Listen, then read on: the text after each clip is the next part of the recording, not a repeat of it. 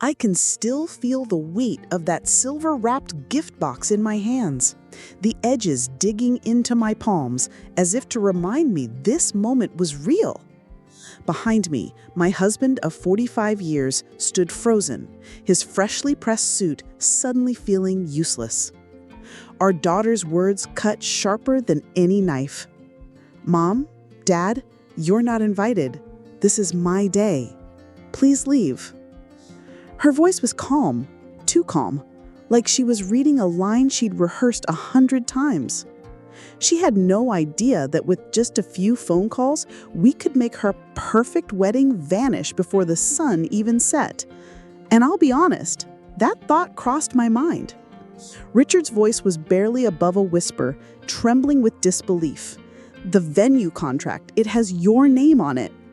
I nodded, my eyes still locked on Olivia's face, the face I had loved since the day she was born, now wearing a look I'd never seen before. Cold, distant. How did we get here? How did we raise someone who could do this to us after everything we had sacrificed? Just 2 hours earlier, I had been checking my reflection one last time before we left the house. My pale blue dress, carefully chosen to match her wedding colors, fit perfectly.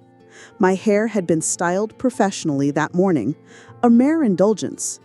On the hall table sat the gift I had wrapped myself, my mother's necklace, an heirloom worn by 3 generations of women on their wedding days. I imagined the moment she'd open it. Maybe she'd tear up. Maybe she'd even hug me. I'd been holding on to that hope all morning. But instead, she looked at me now with eyes that said I didn't belong here, and maybe that I never had. The wedding coordinator had been all smiles when she led us through the manicured gardens. The white roses and blue hydrangeas were exactly as Olivia had requested. The string quartet was tuning up and guests were starting to arrive. Everything was perfect. Until it wasn't. She knocked gently on a door marked Bride. "Olivia, your parents are here," she called out, her voice warm and cheerful. The door opened and there she stood. My daughter, my only child, in a gown I didn't recognize. It wasn't the one we'd chosen together last spring. This one was far more elaborate. Delicate beadwork that must have cost thousands more. I should have been proud. I should have been beaming. But there was something in her eyes, cool, assessing, that sent a ripple of unease through me. Richard stepped forward with a warm smile. "You look beautiful, sweetheart." She didn't return the smile. Instead, she stepped into the hallway, pulling the door mostly closed behind her, shutting us off from the bridesmaids who were now peeking curiously at us from inside. "Look," she began, her voice low but firm. "There's been a change of plans." "What do you mean?" I asked, gripping the gift box a little tighter. "You're not invited to the ceremony or the reception. Tyler and I decided we want it to be just our friends and his family. It's better this way." "Better this way?" My ears were ringing. Richard blinked. "We're your parents. I know, and I appreciate everything you've done, really. But this day isn't about you. Not about us. We drained part of Richard's retirement to pay for this day. The flowers, the catering, the music, the venue, all of it had our names on the contracts. But in that moment, she made it clear she didn't see us as family. Not today." The bridesmaid inside whispered something, and Olivia gave a small laugh before turning back to us. "The wedding planner can show you out a side door so you don't disturb the guests." She didn't hug us. She didn't even take the gift. Just like that, our daughter closed the door between us. We didn't argue. We didn't beg. We just stood there for a moment, stunned into silence, while laughter and clinking glasses spilled out from somewhere behind that closed door. The gift box felt heavier now, like it knew it wasn't wanted. My fingers ached from holding it too tightly. Richard's jaw was clenched so tight, I could see the muscle in his cheek pulsing. "Let's go," he said finally, his voice low, controlled, the kind of tone he only used when he was seconds away from breaking. We walked back through the manicured gardens we'd paid for, past the floral arch I'd spent hours choosing colors for, past the white linen tables where her guests, were beginning to gather. Not a single person stopped us. Not one asked where we were going. By the time we reached the parking lot, the spring sunlight felt cold. Richard opened the car door for me, but instead of getting in, I stood there staring at the box in my hands. Inside was my mother's wedding necklace. 3 generations of women had worn it on their wedding day. I had polished it for hours, imagining my daughter wearing it down the aisle. Now, it felt like a relic from a family that no longer existed. Richard slid into the driver's seat but didn't start the engine. "She threw us away," he said quietly. I kept my eyes on the box. "No," I said, my voice shaking but sharp. "She thinks she did." And that was the moment, the exact moment when something inside me shifted.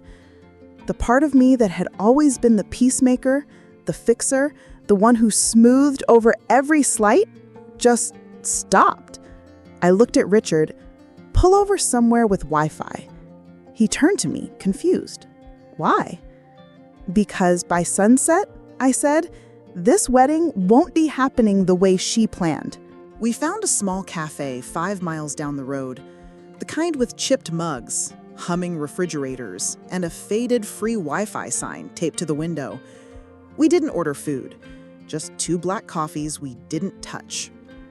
Richard sat across from me, still looking stunned, his hands wrapped around the mug like it could anchor him. "Margaret, are you sure about this?" I opened my purse and pulled out the thick, leather-bound wedding planner. Every contract, every invoice, every email printout, all of it had one thing in common: our names on the dotted line. "I'm done being the nice one," I said. First, I called the florist. "This is Margaret Dawson. Yes, I'm the one who signed the agreement. Cancel the delivery." The woman on the other end sputtered. "But we're setting up right now." "I understand. Cancel it. Bill me the cancellation fee if you must." Then the caterer. "Yes, I know guests are expecting dinner." "There will be no dinner." The band, the photographer, the bartender. One after another, I made the calls, calm, polite, but absolute. Every voice on the other end went from confused to panicked. And with each one, I felt something loosen in my chest, like I'd been holding my breath for years. Richard made his own calls. Venue manager, event coordinator. His voice low but steady. He wasn't asking, he was instructing. By the time we finished, the wedding we had paid for was nothing but bare tables and cold champagne. We sat in that booth, the hum of the fridge in the background, my coffee still untouched. Then Richard's phone buzzed. The caller ID, Olivia. We looked at each other. Neither of us moved to answer. It rang. Then my phone lit up. Olivia. We let it go to voicemail. When it stopped, another call came in, this time from the wedding planner, then the photographer, then the band, and finally a text from Olivia. "What the hell is going on? Why is everything shutting down?" I smiled for the first time that day. The cafe was loud with other people's chatter, but all I could hear was the buzzing of my phone on the table. It didn't stop. First the wedding planner again, then Olivia's maid of honor, then a number I didn't recognize, probably Tyler's mother. I didn't touch the phone. Neither did Richard. I just watched it vibrate, each call like a little aftershock from an earthquake we had set off ourselves. Finally, a text from Olivia. "This is cruel. How could you ruin the most important day of my life?" I stared at it for a long moment. The words sat there, glowing on the screen. And all I could think was, the most important day of your life? Not her father's retirement she'd begged us to delay so we could help her with a down payment.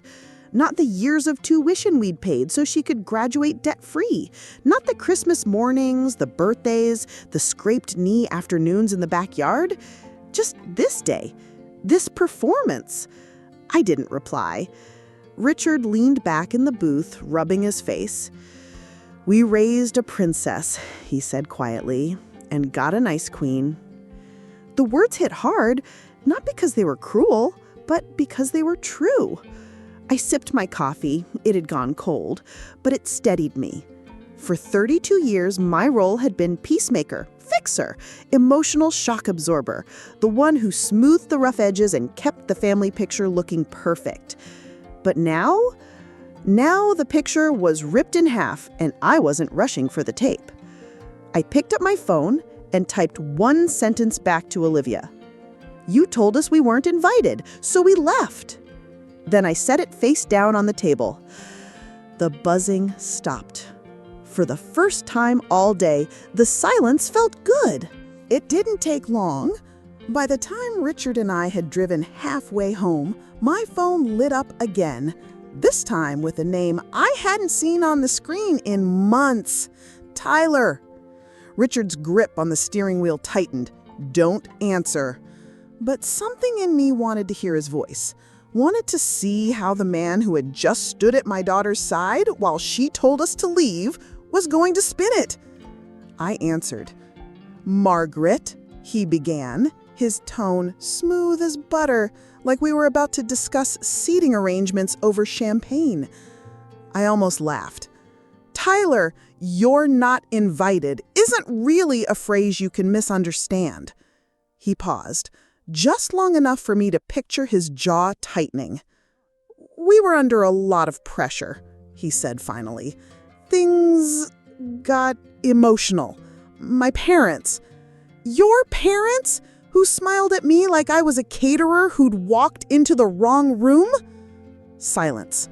I could almost hear him calculating. "Look, Olivia's devastated.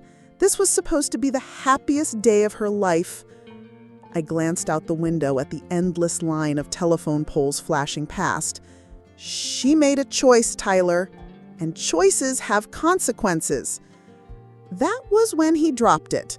The real reason for the call. "We're in a bit of a financial bind right now, just temporary. I was hoping you and Richard could help bridge the gap. $20,000 should cover it." There it was, the mask slipping. $20,000 on top of the $32,000 we'd already spent on a wedding we were thrown out of? I didn't say yes. I didn't even say no. I just let the silence hang until he started to fumble his words. "I'll talk to Olivia," I said at last, "and when she is ready to speak to me directly, honestly, we'll see what happens." I hung up. That night, while Richard flipped through invoices, I walked through the house in the dark, my bare feet whispering against the hard wood. Every room was a reminder. The dress fitting we'd paid for, the flower mock-ups I'd approved, the hours I'd spent sewing, baking, planning. And as I stood in the doorway of the guest room, Olivia's old room, I thought about every time over the years I'd been quietly replaced. At her college graduation, where she posed with her friends' families and left us holding the camera. At her first apartment, where her boyfriend's parents helped hang curtains while we carried up boxes alone. At Christmas, when she couldn't get away, but posted photos from a ski lodge with Tyler's relatives. This wedding wasn't the start. It was just the grand finale. 3 days passed in silence. No calls from Olivia, no flowers, no apology. Just a strange calm in the house, the kind that follows a hurricane, when the wind stops, but you know the damage is still there. It was a Tuesday morning when the knock came. I was in the kitchen, pouring coffee. Richard was in the garage.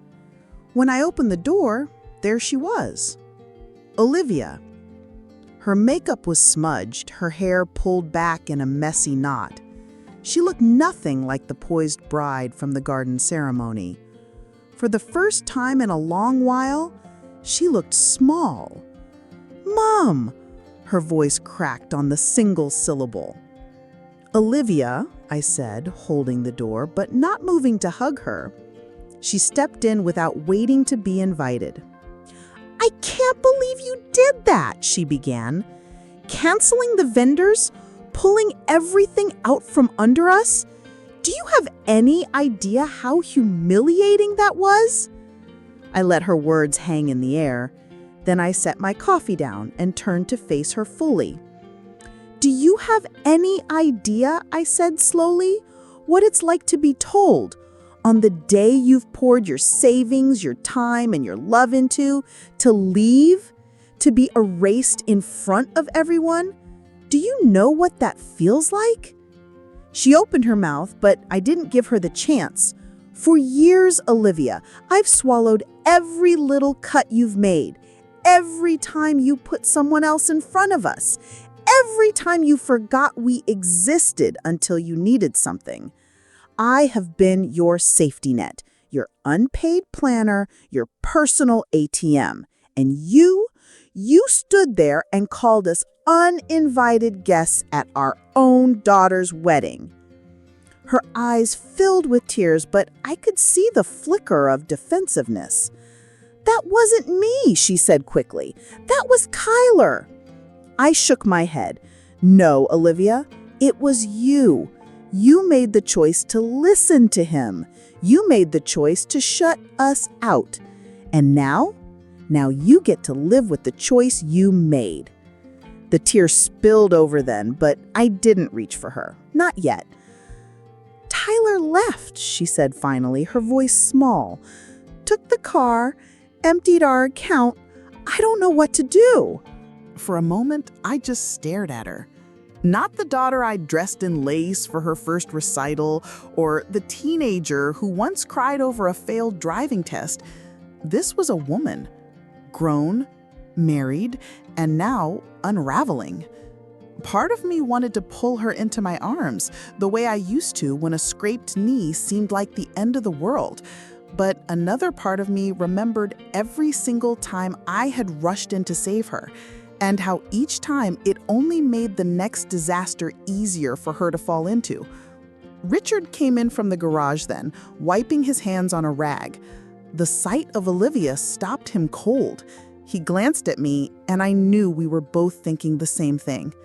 Here it is, the moment we knew would come. Olivia swallowed hard. I need help." "What kind of help?" Richard's voice was steady, almost too steady. She hesitated. "Tyler owes money. A lot. I didn't know about it until yesterday. Some loan. High interest. They've been calling me, threatening me." I felt my stomach drop. "Threatening you how?" I asked. She shook her head quickly. "It doesn't matter. I need about $20,000 to make it go away. Then I can start fresh." There it was. The real reason for the visit. Not just a tearful reunion, not just regret. Money. Richard leaned against the counter, arms crossed. "And what happens after we give you that money? What changes?" Her eyes flickered. She didn't have an answer. I stepped closer. "Olivia, we will help you get out of danger, but we are not writing you a blank check. Not anymore." Her shoulders sagged. "So what? You're just gonna watch me drown?" "No," I said softly. "We'll help you swim, but you're going to do the work this time. You're going to face the mess head on, and we'll be here to guide you. That's the deal." She stared at me for a long moment, searching my face for weakness. This time, she didn't find any. Richard motioned toward the dining table, and we all sat down. Olivia sat on the edge of her chair, her fingers twisting the gold band on her ring finger. "We're not paying off some mystery loan without knowing exactly what it is," Richard said flatly. "You're going to tell us who it's with, how much the interest rate is, and what happens if you don't pay." Olivia's lips pressed together like she was chewing on the truth. "It's not exactly a bank," she admitted. I felt a cold shiver slide down my spine. "Then who is it?" She hesitated. "A private lender. Tyler said it was just temporary." Private lender was a polite way of saying trouble. Predatory rates, intimidation tactics, and sometimes worse. I leaned forward, locking eyes with her. "Then here's what's going to happen. We're calling a lawyer first thing in the morning. You're going to hand over every document you have, emails, texts, payment records, all of it." Her eyes widened. "A lawyer? Mom, they're not going to wait for lawyers. They want their money now." Richard's voice was calm, but sharp as glass. "They'll wait because if they don't, they'll be dealing with us and our attorney, and they don't want that fight." I slid a notepad across the table. "Write down every debt you know about, every account with your name on it. No more secrets." Olivia picked up the pen, but her hand trembled so badly that the first line came out shaky. "This is humiliating." "No," I corrected gently. "This is responsibility. Humiliation is pretending nothing's wrong until you lose everything." She nodded slowly, and for the first time since she'd walked in, I saw something flicker in her eyes. Not shame, not anger, determination. By the time Olivia finished writing, there were 3 full pages of debts, credit cards maxed out, 2 personal loans, the predatory private lender Tyler had roped her into, and even an unpaid balance with her landlord. Richard scanned the list, his jaw tightening. "This is worse than I thought," he muttered. Olivia's voice cracked. "I didn't know about most of it until last week.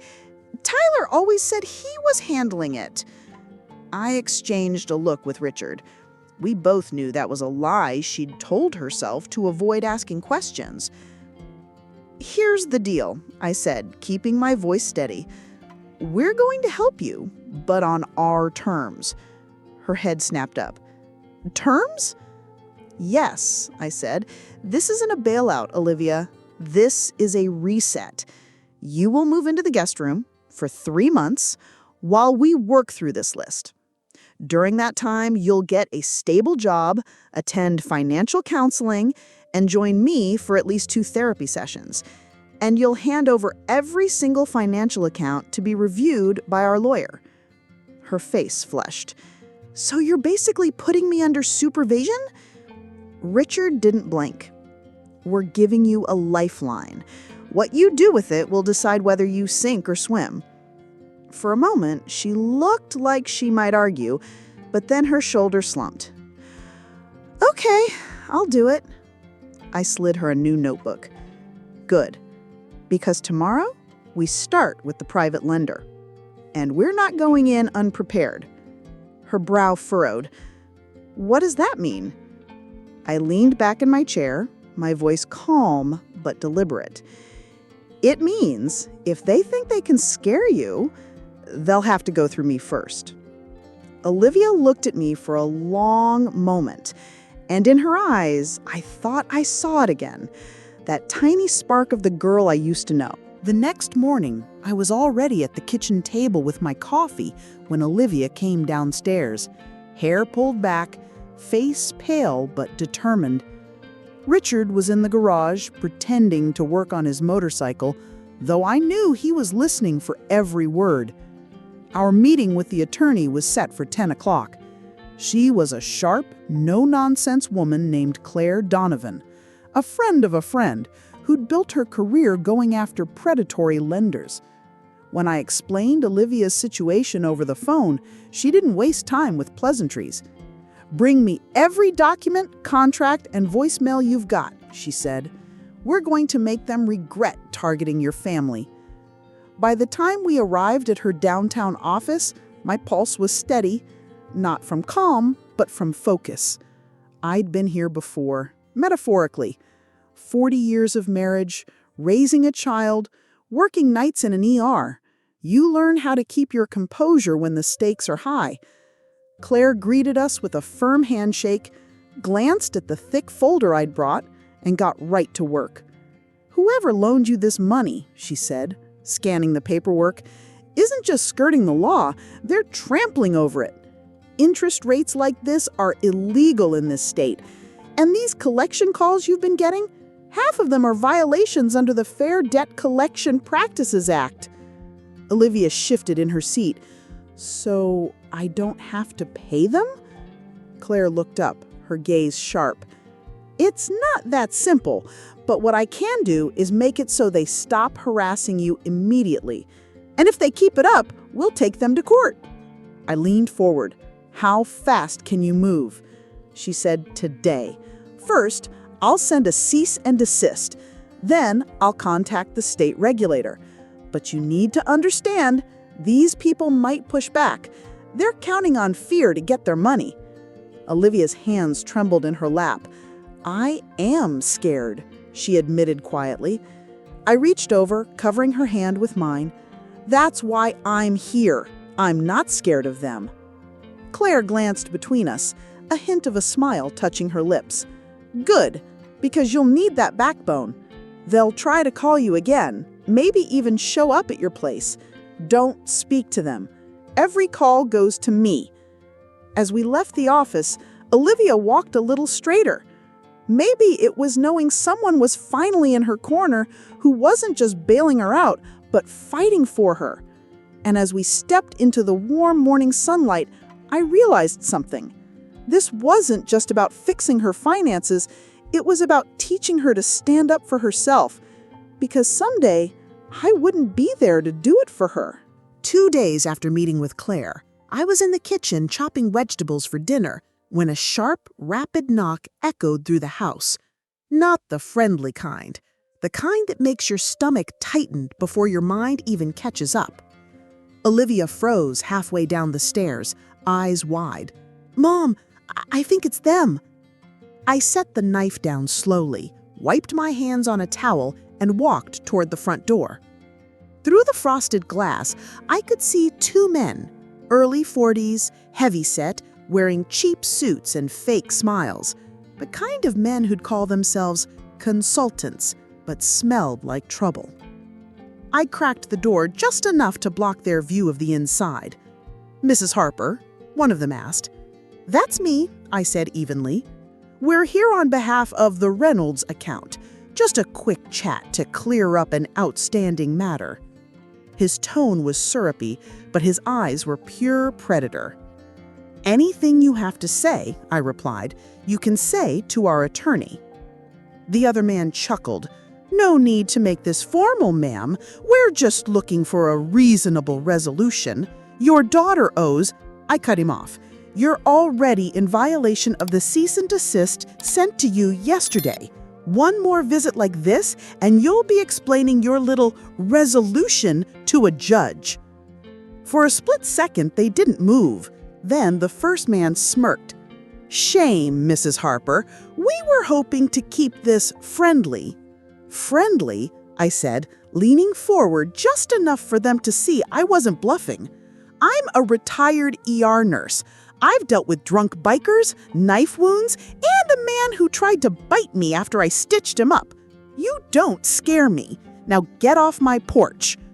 They hesitated, exchanged a look, and backed away to their car.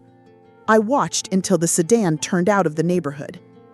When I closed the door, Olivia was still standing there, gripping the railing. "They're not going to stop, are they?" she asked.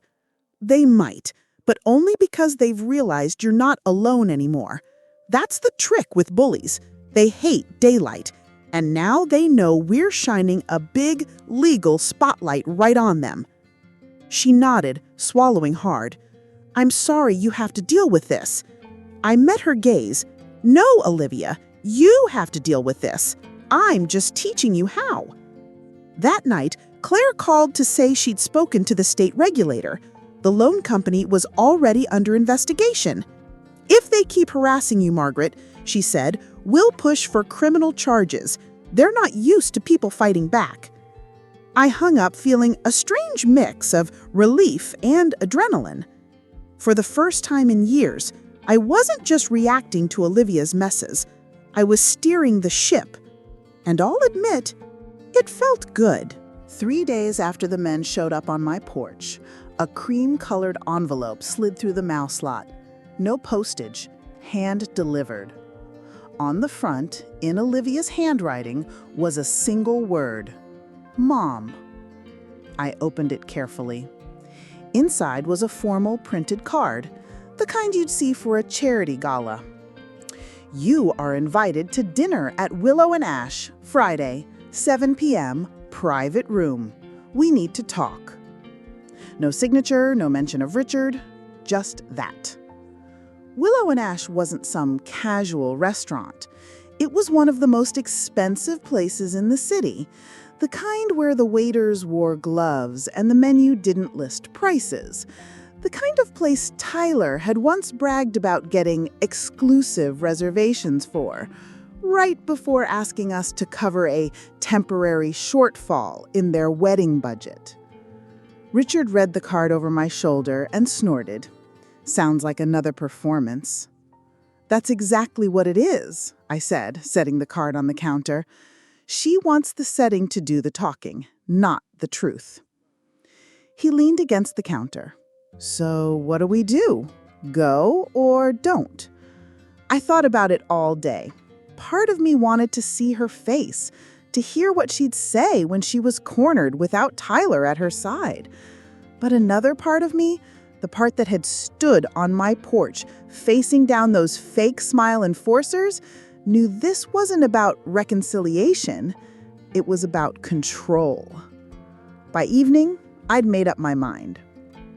We don't go, I told Richard. Not until she's ready to have an honest conversation somewhere that doesn't cost $200 a plate. He smiled faintly. Good. I'll make steaks here Friday night instead. When Friday came, we cooked together, lit candles, and ate at our own table. Around 8:15, my phone lit up with a text from Olivia. I waited an hour. You didn't come. Why are you doing this to me? I put the phone face down. She's still framing this as something I'm doing to her. Richard reached across the table, squeezed my hand. She's still learning, and you're still teaching, just not in the way she's used to. For the first time in a long time, I didn't feel guilt for letting her wait in that expensive restaurant. I felt calm, because this time, the lesson wasn't about saving her. It was about letting her feel the weight of her own choices. It was Sunday afternoon, 2 days after the missed dinner, when I heard the knock. Not the casual kind. This was sharp. 3 quick raps, like someone trying to work up the courage to keep going. Richard was in the garage, tinkering with the motorcycle, so I opened the door myself. There she was, my daughter. But not the carefully put-together Olivia I'd seen at her wedding, the one in the designer gown with the practiced smile. No, this was a different Olivia. Her hair was pulled into a messy knot, mascara smudged beneath red-rimmed eyes. She was wearing an oversized sweatshirt that looked borrowed, and she clutched her phone like a lifeline. Mom, her voice cracked on the single syllable. I stepped aside. Come in. She hesitated just a beat, like she wasn't sure the invitation was real. Then she walked past me into the living room, her shoulders drawn up like she was bracing for impact. We both stayed standing. I don't even know where to start, she said finally. How about the truth? I suggested, keeping my voice calm. Her chin trembled. Tyler's gone. The words hung in the air between us. Gone where? She swallowed hard. Out, away. He took his clothes, the car, and the rest of the money from our joint. I let out a slow breath. So you knew about the account being empty? I didn't. Not at first, she said, her voice breaking. The bank called about a missed mortgage payment. That's when I found out he hasn't had a job for months, that everything he told me was a lie. I didn't speak. I wanted her to keep going. She looked at me then, eyes shining with something between shame and anger. And then he told me you refused to help, that you wouldn't give us the $20,000. That's true, I said. Her mouth fell open slightly. Why? You have it. You could have... I interrupted, because giving it to him wouldn't have solved the real problem. Her jaw tightened. What real problem? I met her gaze, the one where you make choices without thinking about the consequences and expect us to clean it up afterward. That hit her. I could see it in the way her shoulders dropped, like someone had just let the air out of her. I know, she whispered. I know I've been selfish, and I'm sorry. I don't know what to do now. For a long moment, I didn't move. Then I crossed the room, pulled a chair out from the dining table, and gestured for her to sit. Then let's start figuring it out, one step at a time. And for the first time in years, she didn't argue. She just sat down. Richard came in from the garage about 15 minutes later, wiping grease from his hands with an old rag. The look on his face when he saw Olivia in the dining room was complicated. Relief, concern, and that guarded caution you get when you've been burned before. He didn't say a word at first, just set the rag down and took a seat across from her. "Dad," she started, her voice small. "Your mother tells me Tyler's gone," he said. Not unkindly, but directly. Olivia nodded, eyes dropping to the table. "I'm not proud of how I handled things." Richard leaned back, folding his arms. "We can't change what happened, but we can decide what happens next." I slid a legal pad and pen onto the table. We're making a plan. No drama, no blame. Just facts and solutions. For the next hour, we went through everything. Her debts, the overdue bills, the credit cards Tyler had maxed out without her knowledge. She flinched at the total number. "We're not giving you a blank check," Richard said, his voice steady. "We will help you stabilize, but with conditions." She swallowed. "Conditions?" "Yes," I said. "You'll move into the guest room temporarily until you can afford a place on your own. You'll attend financial counseling. You'll get a stable job with steady income. And we'll help you negotiate with creditors so you can breathe again." She hesitated. "And if I don't agree?" "Then you'll need to find your own way forward," Richard answered. There was a long pause. Her pride fought with her desperation, but in the end, desperation won. "I agree," she said quietly. It wasn't a triumphant moment. There were no hugs, no tears of reconciliation, just a mutual understanding that if we were going to help her, the rules had changed, and this time there was no going back to the old pattern. That night, as she settled into the freshly painted guest room, I stood in the doorway for a moment. She looked so different from the girl in the wedding dress, smaller somehow, but maybe more real. I closed the door softly, turned to Richard, and said, "It's a reset, not a rescue." And he nodded. "Exactly." The first few days with Olivia back under our roof were tense.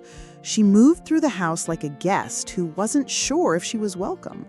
She thanked us for small things, coffee in the morning, fresh towels, but the words felt stiff, like she was practicing politeness she hadn't used in years. The guest room looked different from when she'd last slept there as a teenager. The lavender walls had been painted a calm blue, and the shelves now held my books instead of her high school trophies. She didn't comment on the changes, but I caught her looking at them more than once. I had to remind myself, more than once, not to slip back into old habits. I'd find myself thinking about making her favorite breakfast or picking up a sweater she might like while I was out. But Dr. Hayes's voice would echo in my mind. She's not a child anymore. Don't treat her like one. Richard was better at this than I was. He gave her space. When she offered to help in the garage, he didn't say, "No, relax," the way I might have. He handed her a wrench and told her which bolts to loosen. By the end of the week, Olivia had gone on 2 job interviews. On Friday, she came home with a tentative smile. "I got one," she said, "marketing assistant at a local firm. Nothing glamorous, but steady hours, benefits, and it's mine." I heard the subtext in her voice. It wasn't something we had handed her. It was something she'd earned. We celebrated quietly, just the 3 of us. Pizza in the living room, an old movie playing in the background. There was no champagne, no speeches, but I caught Richard's eye at one point, and he gave me the kind of look that said, "Maybe this time will be different."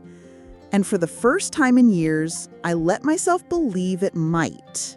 Olivia's first week at her new job was a whirlwind of early mornings and late evenings. She came home with tired eyes, but a spark of energy I hadn't seen in years. Stories about her coworkers, small victories at work, even the frustration of learning new software. I wanted so badly to believe that we had turned a corner. But old habits are stubborn things. On Thursday evening, she knocked on our bedroom door, holding her phone like it was about to burn her hand. "Mom, do you have a minute?" Richard muted the TV, and I patted the edge of the bed for her to sit. "It's nothing major," she began, her voice just a shade too casual. "But my friend Melissa's getting married in 2 months, and she's asked me to be a bridesmaid. I'll need to pay for the dress, the shoes, the bachelorette weekend." Her tone trailed off, and there it was, that old, familiar pause, the one where she let the silence do the asking. Richard glanced at me, then said, "That sounds exciting. How much of your budget have you set aside for it?" Olivia blinked, caught off guard. "Well, I haven't, really. I figured—" I cut in gently, but firmly. "Olivia, if you want to be in Melissa's wedding, you'll need to plan for it yourself.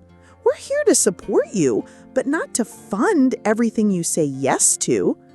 For a moment, I thought she might argue. Her lips pressed together and her shoulders stiffened. But then, slowly, she nodded. "You're right. I'll figure it out." And just like that, she left the room. No slam door, no angry words, just quiet acceptance. It was small, but it was different. Later, as Richard turned the TV back on, he said, "That's the first time she's backed down without pushing." I smiled faintly. "It's also the first time I didn't cave." Saturday morning started quiet. Richard had gone out for his usual coffee run, and Olivia was still asleep upstairs. I was in the kitchen making scrambled eggs when the landline rang. The caller ID flashed a name I hadn't seen in years, Janet Ellis. Janet and I had worked together at the library before I retired. We'd stayed in touch on social media, but she had moved to Austin 5 years ago. Her voice, when I picked up, was warm, but edged with urgency. "Margaret, I hope I'm not calling too early. Well, this might be awkward, but I need to ask. Your son-in-law, Tyler Reynolds, did he ever work at Westbrook Capital?" The question caught me off guard. "Not that I know of. He was at First National Bank. Why?" There was a long pause, then Janet sighed. That's what I thought. I have a friend in Austin who says a man matching his description has been working at a real estate investment firm here under a different last name. I felt my stomach tighten. Different name? Yes, Tyler Bennett. Same height, same dark hair, even the same watch. My friend recognized it from his Instagram photos. And Margaret, she says he's already involved in another investment project that's raising some eyebrows. My mind raced. If it was true, Tyler hadn't just walked away from Olivia, he'd reinvented himself, probably with the same habits that had left her drowning in debt. Janet, are you sure about this? As sure as I can be without having coffee with the man himself, but my friend swears it's him, and she's convinced whatever he's doing isn't legal. I thanked her, hung up, and stood in the kitchen staring at the eggs cooling in the pan. Tyler was out there, living under a different name, already spinning a new web. And now I had a choice. Tell Olivia right away, or wait until I had proof. By the time Richard returned with the coffee, my decision was made. "We're going to Texas," I told him. His eyebrows shot up. "What for?" "To confirm something, and maybe stop Tyler before he ruins someone else's life." Olivia kept her eyes on the floor, her fingers twisting in her lap. The once polished, confident woman from her wedding day was gone, replaced by someone who looked small, vulnerable. "I don't even know where to start," she whispered. I leaned back in my chair, giving her the space to speak, but not rescuing her from the discomfort. "Start with the truth, Olivia. All of it." She drew in a shaky breath. "Tyler, he told me you and Dad wouldn't fit in with his family's expectations, that you'd embarrass us." Her voice cracked on the last word. I believed him. I wanted to belong to that world so badly that She swallowed hard. "I threw you away." Her words didn't hit me like I expected. I didn't feel the same sharp pain I had on her wedding day. This time it was a quieter hurt, heavier, but less likely to break me. "And now?" I asked. "Now, I know that world doesn't exist. Not for me, not for anyone, really. Tyler's gone, Mom. He left yesterday, took everything, the car, the money, even my grandmother's locket." She looked up finally, eyes red and glassy. "I'm broke. I'm scared. And I don't know what to do." I held her gaze. "Do you want help, Olivia? Or do you just want relief?" She blinked, confused. "What's the difference?" "The difference," I said slowly, "is that relief is temporary. Help, real help, is building something so you don't end up here again. But it's harder. It takes work. Which one do you want?" Her lip trembled, and for a long moment I thought she'd storm out like she used to whenever she didn't like my terms.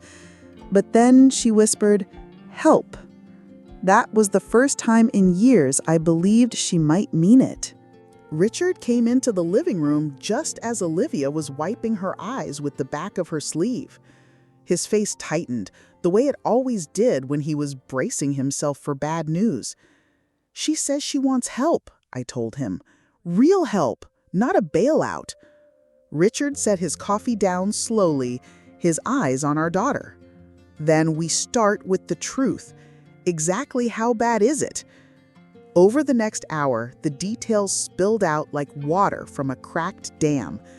Tyler's job loss months ago, the credit cards maxed out, the cash advances, the loan from a private lender with interest rates that could crush anyone. And finally, the joint account he drained before disappearing. Richard didn't raise his voice. He didn't need to. The disappointment in his eyes was enough to make Olivia shift in her seat. "You can't stay where you are," he said. "We'll help you find a modest apartment. We'll pay first and last month's rent, but after that, the bills are yours. And you'll need a steady job," I added.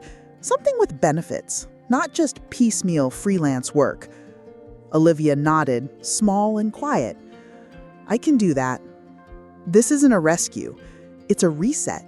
You'll live here for now, in the guest room, but there will be conditions. You contribute to the household, you go to financial counseling, and you come with me to a session with Dr. Hayes. We work on the real issues, not just the numbers." She hesitated, and for a second, I thought she might refuse. But then she said, "Okay." I knew this was only the beginning. Promises were easy. Follow-through was the real test. And as I looked at my daughter, tired, humbled, but finally stripped of her defenses, I realized this was the first time in years she wasn't asking us to carry her. She was asking us to stand beside her while she learned to walk on her own. The first week with Olivia back under our roof felt strange. Not the cozy, family reunited kind of strange, but the awkward shuffle of three people trying to navigate old patterns in a new reality. She kept to herself at first, moving through the house like a guest instead of the daughter who had once slammed cabinet doors looking for cereal in this very kitchen. I had to fight my instincts constantly. When I saw her laundry basket overflowing, I almost started a load for her, old reflex. When she complained about the cheap coffee at the corner store, I nearly offered to add her favorite roast to my grocery list. But then I remembered Dr. Hayes' words. She is not a child. Let her be responsible for her own comfort.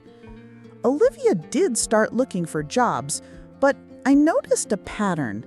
She aimed high. Marketing firms in the most expensive neighborhoods, creative director roles that required 10 years of experience she didn't have. One night, Richard caught her at the dining table, laptop open, looking frustrated. "Not much out there?" he asked. "There's plenty," she said, sighing, "but nothing worth taking." I exchanged a glance with Richard. "Olivia," I said, "sometimes the job worth taking is the one that gets you started again, not the one that looks perfect on your resume." She frowned, but didn't argue.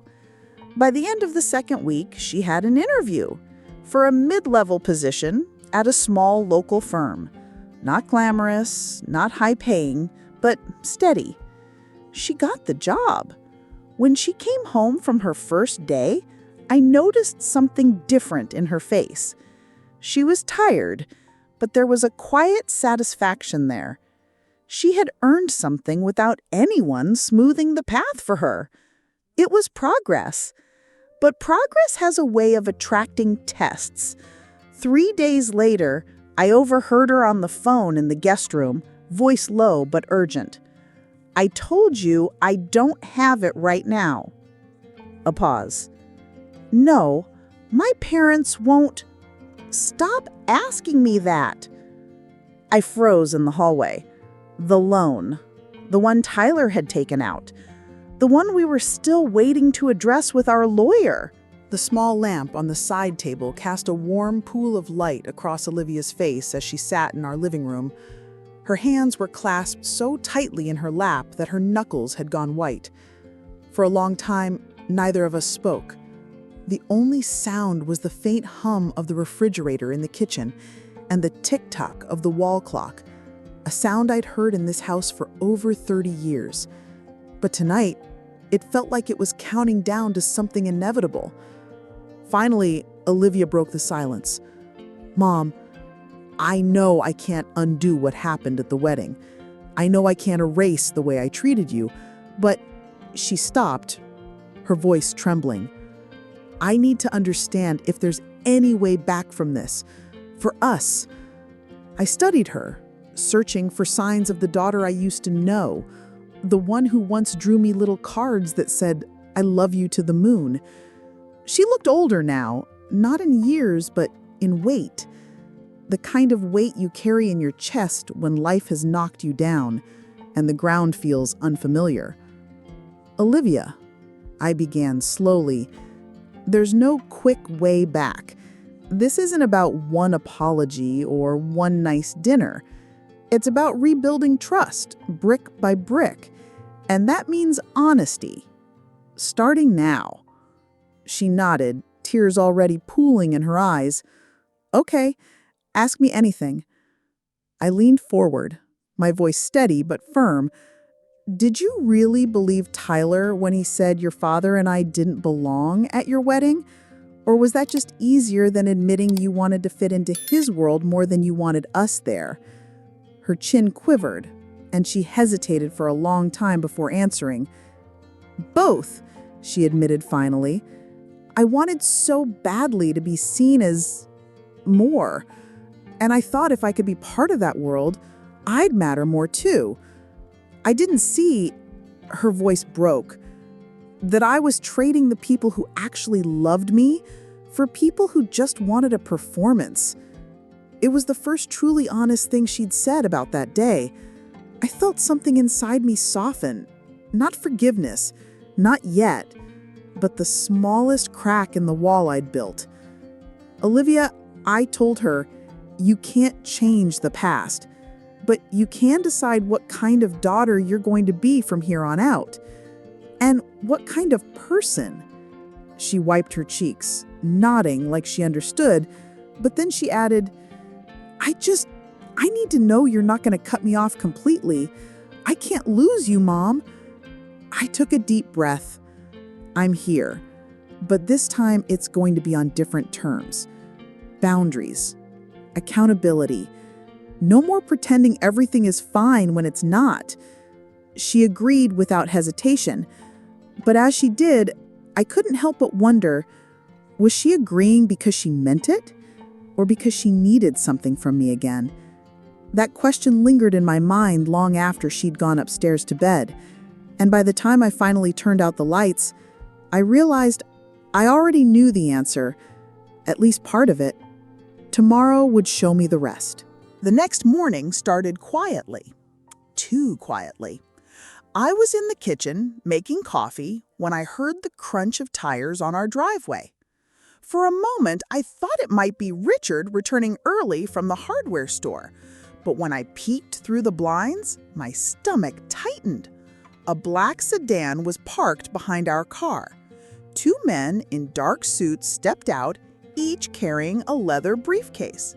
They didn't look like delivery drivers or neighbors. They looked like the kind of people who never came with good news. I opened the door before they could knock. "Mrs. Whitaker?" one of them asked, flipping open a badge. "We're here regarding Olivia Reynolds." My pulse quickened. "She's upstairs. What's this about?" "I think it would be best if we spoke privately first," the taller one said, his voice low, controlled. "We have some concerns about her involvement in several financial transactions tied to her husband." For a split second, my first instinct was to protect her, to say she was unavailable. But I forced myself to stay still, to listen. Richard appeared behind me, his hand on my shoulder. "You'd better come in," he said, his voice steady but tense. As the men sat at our dining table, they laid out documents, bank statements, loan records, signatures. Each page painted a picture I didn't want to see. Olivia's name appeared more than once, alongside Tyler's, on debts that weren't just careless, they were illegal. "She may not have been aware of the full scope," one of the men said, "but she is listed as a co-signer. That makes her legally responsible." I swallowed hard.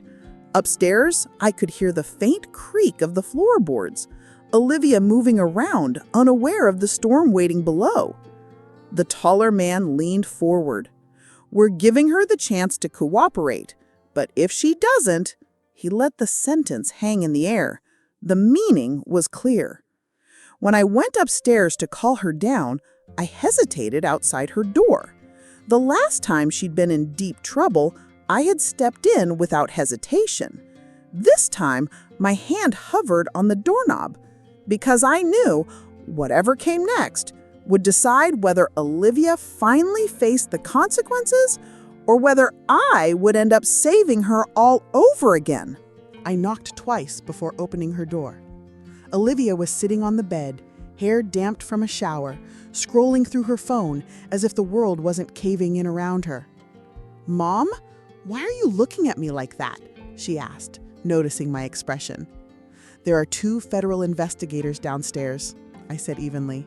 "They want to talk to you about Tyler, about your signature on some very questionable documents."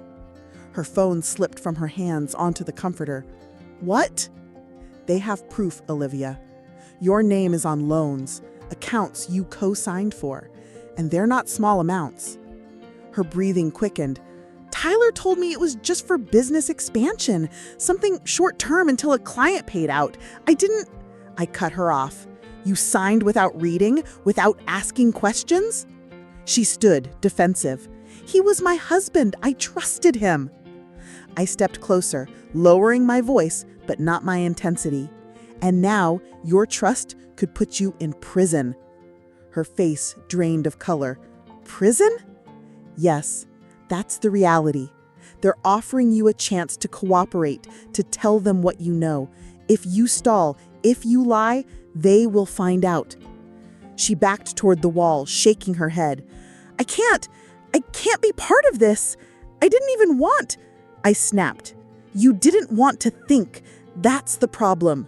You've spent years letting other people make choices for you, me, Tyler, and now you're standing in the fallout." Her eyes filled with tears. "What do I do?" I took a deep breath, forcing my voice to soften. "You go downstairs. You tell them everything, even if it hurts Tyler. Especially if it hurts Tyler. Because this is about saving yourself now, Olivia, no one else." For the first time in a long time, she didn't argue. She wiped her eyes, straightened her shoulders, and followed me down the stairs. As she stepped into the dining room, both men looked up. One closed his folder, the other clicked his pen. "Mrs. Reynolds," the taller one said, "thank you for agreeing to speak with us." She glanced at me, fear flickering in her eyes. I nodded once. It was her turn to decide who she was going to be. And I knew whatever she said in the next hour would change her life forever. I knocked twice before opening her door. Olivia was sitting on the bed, hair damped from a shower, scrolling through her phone as if the world wasn't caving in around her. "Mom, why are you looking at me like that?" she asked, noticing my expression. "There are 2 federal investigators downstairs," I said evenly. "They want to talk to you about Tyler, about your signature on some very questionable documents." Her phone slipped from her hands onto the comforter. "What?" "They have proof, Olivia. Your name is on loans, accounts you co-signed for, and they're not small amounts." Her breathing quickened. "Tyler told me it was just for business expansion, something short-term until a client paid out. I cut her off. "You signed without reading, without asking questions?" She stood, defensive. "He was my husband. I trusted him." I stepped closer, lowering my voice, but not my intensity. "And now your trust could put you in prison." Her face drained of color. "Prison?" "Yes, that's the reality. They're offering you a chance to cooperate, to tell them what you know. If you stall, if you lie, they will find out." She backed toward the wall, shaking her head. I can't be part of this. I didn't even want." I snapped. "You didn't want to think. That's the problem. You've spent years letting other people make choices for you, me, Tyler, and now you're standing in the fallout." Her eyes filled with tears. "What do I do?" I took a deep breath, forcing my voice to soften. "You go downstairs. You tell them everything, even if it hurts Tyler. Especially if it hurts Tyler. Because this is about saving yourself now, Olivia, no one else. For the first time in a long time, she didn't argue. She wiped her eyes, straightened her shoulders, and followed me down the stairs. As she stepped into the dining room, both men looked up. One closed his folder, the other clicked his pen. "Mrs. Reynolds," the taller one said, "thank you for agreeing to speak with us." She glanced at me, fear flickering in her eyes. I nodded once. It was her turn to decide who she was going to be. And I knew whatever she said in the next hour would change her life forever. It was 3 days later when the call came. Richard and I were on the back porch, coffee cups in hand, watching the late afternoon sun sink over the garden. My phone rang with an unfamiliar number. I almost let it go to voicemail, but something in my gut told me to pick up. "Mrs. Wilson?" a deep, authoritative voice asked. "Yes, this is she." "This is Detective Harris with the Westlake Police Department. I'm calling to inform you that Kyler Reynolds has been taken into custody this morning on multiple counts of fraud, forgery, and misappropriation of funds." I sat up straight, my grip tightening on the phone. "Fraud?" "Yes, ma'am.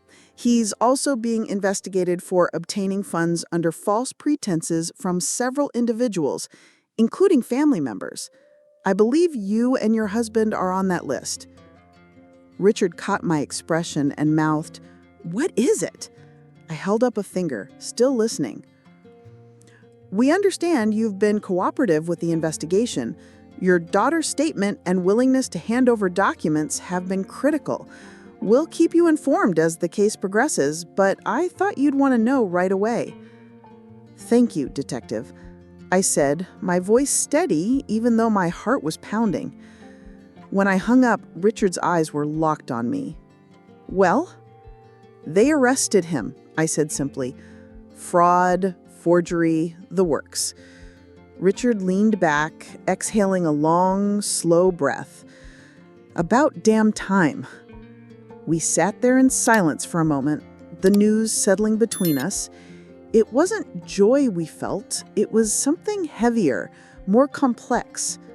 Relief, yes, but also the strange sorrow that comes when a long-suspected truth finally becomes undeniable. A few minutes later, the sound of hurried footsteps came from inside the house. Olivia burst onto the porch, her face pale. "Mom, Dad, I just got a call. They arrested Tyler." "We know," Richard said quietly. Her eyes searched ours, looking for judgment, maybe even "I told you so." But we gave her neither. Instead, I reached for her hand. "This isn't the end for you, Olivia. It's the end of him controlling your life. What you do with that freedom, that's on you now." Her lip trembled. "I don't know if I can do this alone." I squeezed her hand. "You're not alone, but you are responsible now. That's the difference." She nodded, and for the first time, I thought I saw a spark of something in her eyes that had been missing for years. Resolve. The courthouse in Westlake was buzzing with reporters when we arrived. It was early spring, and the air carried that uneasy chill between winter and warmth. Olivia walked between Richard and me, her shoulders squared, but her hands trembling. Tyler was already inside, dressed in a navy suit that probably wasn't even his. Even from across the room, I could see he was thinner, his charm replaced by a restless, twitchy energy. He glanced at Olivia, but didn't dare meet our eyes. The prosecutor's case was brutal. Emails, bank statements, false contracts, testimonies from victims, many of whom were older clients who had trusted him with their life savings. I'd seen enough television dramas to know how these things went, but nothing could prepare me for the cold, methodical way they laid out every betrayal. And then they called Olivia to the stand. She swallowed hard, glanced at me once, and walked forward. I could almost hear her heart pounding from where I sat. "Mrs. Reynolds," the prosecutor began, "were you aware that your husband was committing fraud during your marriage?" Olivia shook her head. "No, I believed everything he told me." Until the bank called. And when you discovered the truth? Her voice cracked slightly, but she kept going. I confronted him. That's when I realized not only had he lied to me, but he'd used my parents, who had already given us so much, to keep his schemes going. That was when I finally understood I'd built my life on a lie. Tyler's attorney objected to the emotional tone, but the judge overruled him. The jurors were watching Olivia closely, some of them with the faintest hint of pity. After the questioning, she stepped down, her eyes meeting mine again, only this time, there was no shame, just exhaustion, and maybe, just maybe, a trace of pride. By the end of the week, the verdict came, guilty on all counts. 20 years, no parole for at least 15. As the bailiff led Tyler away, he looked back one last time. Not at Olivia, not at the jury, at me. And in that split second, I saw the anger, the frustration of a man who had lost control of the people he thought he could manipulate forever. When we walked out of the courthouse, Olivia slipped her arm through mine. "It's over," she whispered. I shook my head gently. "No, sweetheart, it's just beginning. Now you get to decide who you really want to be." The weeks after the trial felt strangely quiet. No more late-night calls from lawyers, no more frantic messages from Tyler, no more walking on eggshells wondering what new crisis was about to crash into our lives. Olivia moved back into her small apartment, but this time it wasn't a place she was hiding from the world. It was a base she was building from. She took a permanent job at a local marketing firm, nothing flashy, but steady and honest. Every Saturday morning, she came over for coffee. Sometimes we talked about work, sometimes about the garden, sometimes about nothing important at all. The conversations were still careful, but they no longer felt like a negotiation. One Saturday in June, she showed up with a small cardboard box. "These are yours," she said, setting it on my kitchen table. Inside were letters, every birthday card, every note I'd written her during her college years. I kept them because even when I didn't act like it, I needed them.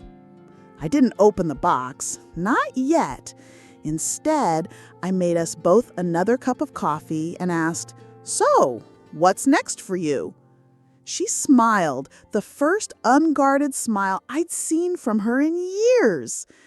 "I'm going to pay off my debts, keep my job, and maybe, just maybe, learn how to be the kind of person you and Dad always believed I could be."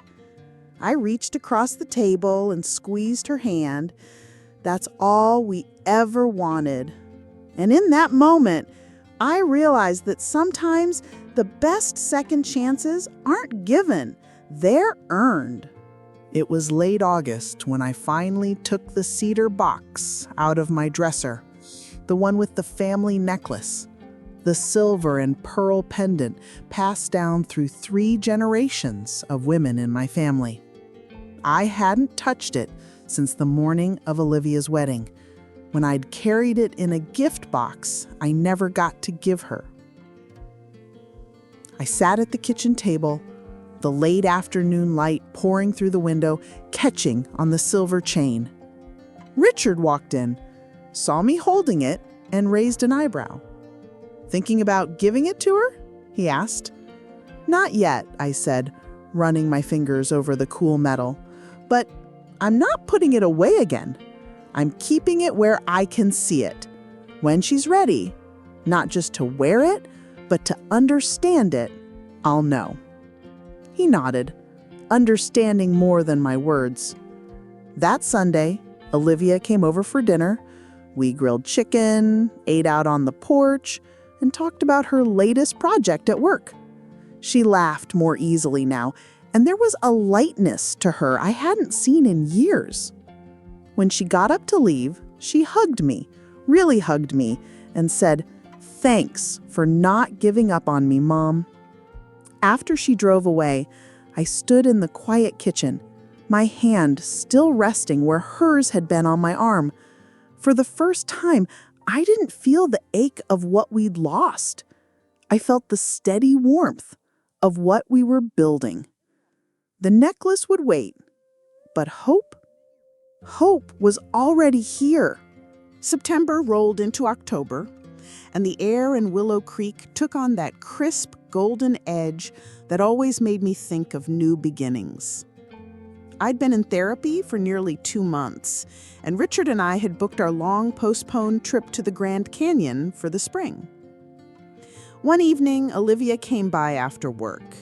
She looked tired, but not worn down.